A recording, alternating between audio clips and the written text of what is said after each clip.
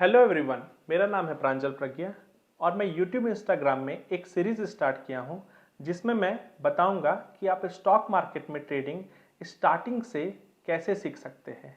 इसके लिए मैं सबसे पहले आज डिस्कस करूंगा टेक्निकल एनालिसिस के प्रिंसिपल के बारे में, जो कि आपकी कोई भी एनालिसिस के फाउंडेशन का काम करेगा। चलिए हम लोग स्टार्ट करते हैं पहले प्रिंसिपल से। पहला प्रिंसिपल है प्राइस मूव्स इन ट्रेंड। इसका मतलब क्या होता है? इसके वर्ड से ही आप समझ सकते हैं कि कोई भी शेयर मार्केट में जिसका कोई भी प्राइस चल रहा हो, अगर वो ऊपर जा रहा है तो वो ऊपर ही जाते रहेगा जब तक उसमें कोई रिवर्सल का साइन ना आ जाए।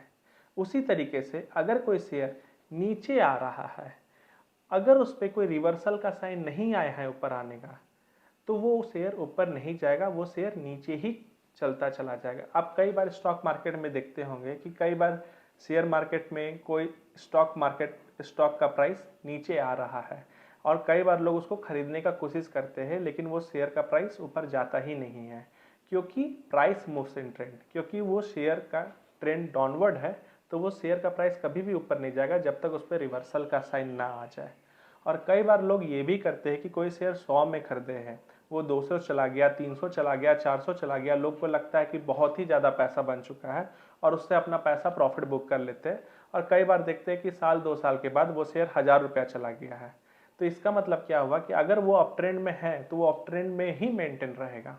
आपको उस पर अपना ज़्यादा दिमाग नहीं लगाना है।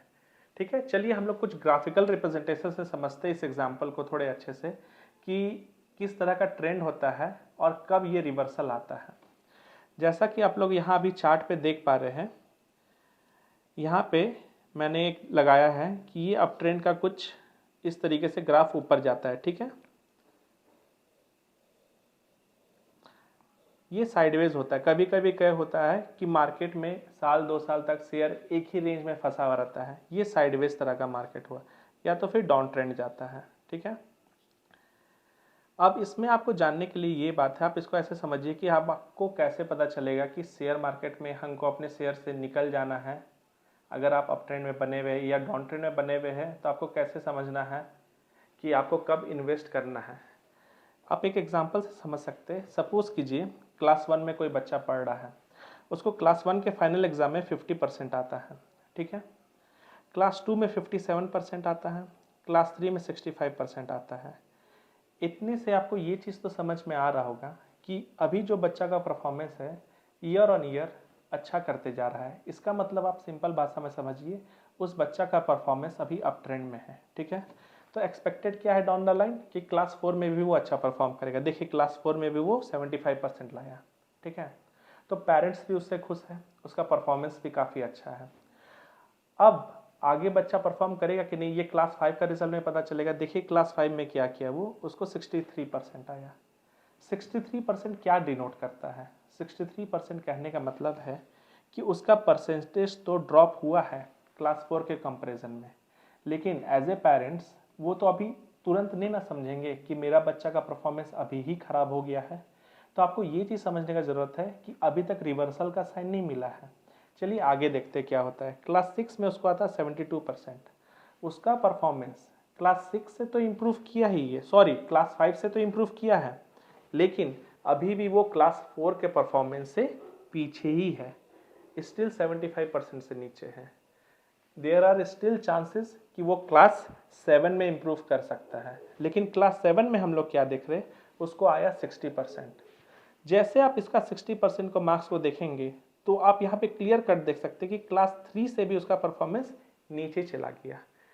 ये जो मैंने नॉर्मल एग्जांपल से समझाने का कोशिश किया, मैं ये कहना चाह रहा हूँ कि इसी तरीके से कोई शेयर प्राइस 100, 200, 300, 400 जा रहा है, लेकिन डाउन द लाइन साल 1.5 साल के बाद देखते हैं कि वो 400 जाने के बाद फिर वो आपको शेयर 280 रुपये में कहीं ना कहीं दिख रहा है या 250 में दिख रहा है, तो आपको समझ जाना चाहिए कि कहीं ना कहीं वो रिवर्सल का साइन ले लिया है। आगे हम लोग वीडियो में इसको और अच्छे से समझेंगे ग्राफिकल रिप्रेजेंटेशन या चार्ट रिप्रेजेंटेशन के थ्रू कि अप ट्रेंड, डाउन ट्रेंड या साइडवेज मार्केट कैसा होता है। चलिए हम लोग सेकंड प्रिंसिपल पे आते हैं।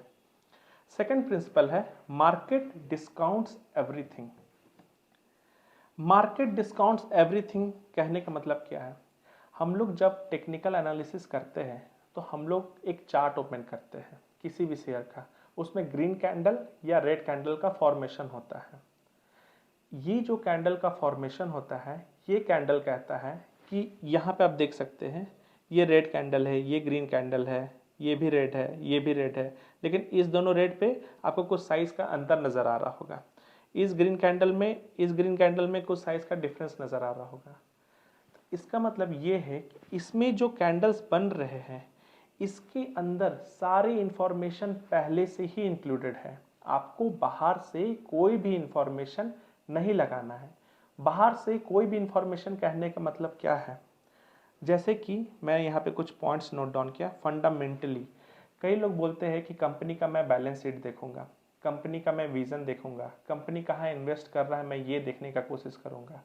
ये जितने फैक्टर्स आप बात कर रहे हैं ये सारे फैक्टर्स ऑलरेडी ये सारे कैंडल्स में कहीं ना कहीं छुपे हुए हैं। ये आपका काम है कि ये कैंडल का मतलब क्या है आपको डिकोड करना है और उससे आपको आगे प्रेडिक्शन करना है, ना कि आपको फंडामेंटली बाहर से कोई न्यूज़ फैक्टर उस पर जोड़ के आपको अपना एनालिसिस करना है। पॉलिटिकली कहने का क्या मतलब है, जैसे कि अभी इलेक्शन होने वाला है, बीजेपी जीतेगा या कोई भी पार्टी जीते, उससे क्या इफेक्ट पड़ सकता है स्टॉक मार्केट में, ये कैंडल्स पहले ही इनको पता है। इनके साइजेस से हमें पता चलता है कि क्या होगा, ना ही पॉलिटिकली कोई रिजल्ट आने वाला है उससे इसमें इफेक्ट आएगा, ऐसा कुछ भी नहीं होता है। साइकोलॉजिकली कहने का क्या मतलब है, कई बार क्या होता है जैसे कि कुछ साल पहले कोरोना आया तो लोग को लगा कि भाई सब कुछ बर्बाद हो रहा है, कुछ भी चीज़ सस्टेन नहीं करेगा, तो लोग अपने हिसाब से प्रेडिक्शन कर लिए कि भाई मार्केट रन नहीं करेगा, मार्केट बर्बाद हो जाएगा। लेकिन देखिए मार्केट डाउन द लाइन अपने आप को करेक्ट कर लिया। कहने का ये मतलब है कि बहुत सारा चीज़ लोग पहले से प्री एज्यूम कर लेते हैं कि मार्केट इस तरीके से बिहेव कर सकता है। ये भी काम आपको नहीं करना है। मार्केट डिस्काउंट्स एवरीथिंग में कहने का मतलब है कैंडल्स सब कुछ फैक्टर अपने अंदर इंक्लूड किया हुआ है, आप सिर्फ कैंडल का साइजेस को देख के उसके आगे का प्रेडिक्शन लीजिए। चलिए हम लोग तीसरे प्रिंसिपल के ऊपर आते हैं, history repeat itself. History repeat itself का मतलब क्या होता है, आप इस तरीके से समझिए कि मार्केट का जो भी प्राइस एक्शन है वो ह्यूमन बिहेवियर की तरह होता है। ठीक है, मार्केट का प्राइस एक्शन कहने का मतलब क्या है, कंपनी का कोई भी जो शेयर है वो किसी ना किसी तरीके से बढ़ता होगा या घटता होगा। 100 से 110 जाता होगा, 120 जाता होगा, फिर 102 आता होगा, 104 आता होगा, कुछ भी होता होगा।